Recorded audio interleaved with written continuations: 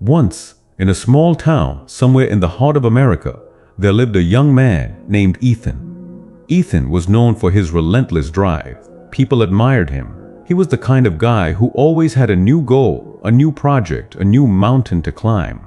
But behind that determined smile was a quiet restlessness.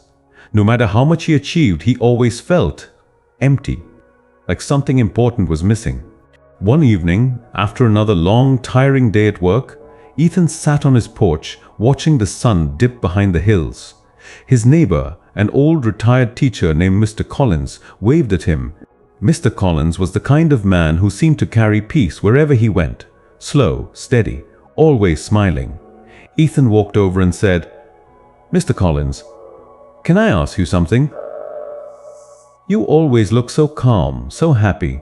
I work non-stop, I push myself every day, but I never feel satisfied. What's your secret?"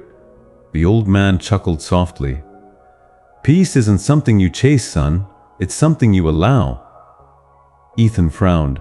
"I don't get it." Mr. Collins smiled and said, "Maybe you will.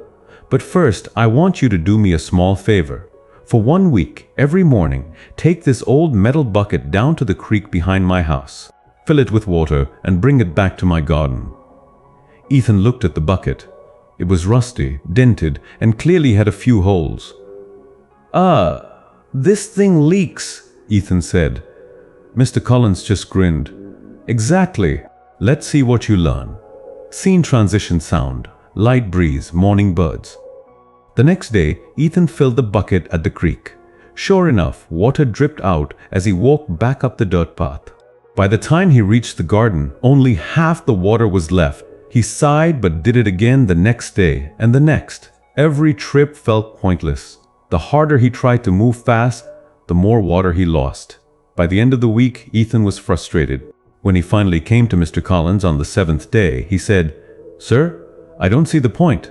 I failed your task. The bucket's leaking. It's useless." Mr. Collins smiled like he'd been waiting for that answer. "Follow me," he said. He led Ethan back down the path by the creek. The same path Ethan had walked every morning for a week.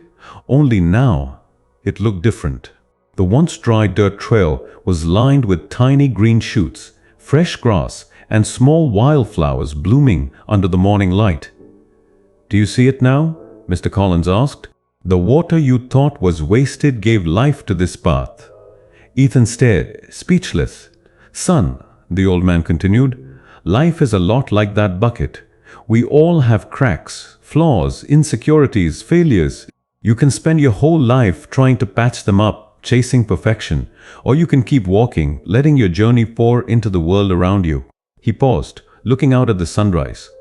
"The truth is, happiness doesn't come from fixing every flaw or reaching every goal. It comes from realizing that even in your imperfection, you're leaving something beautiful behind."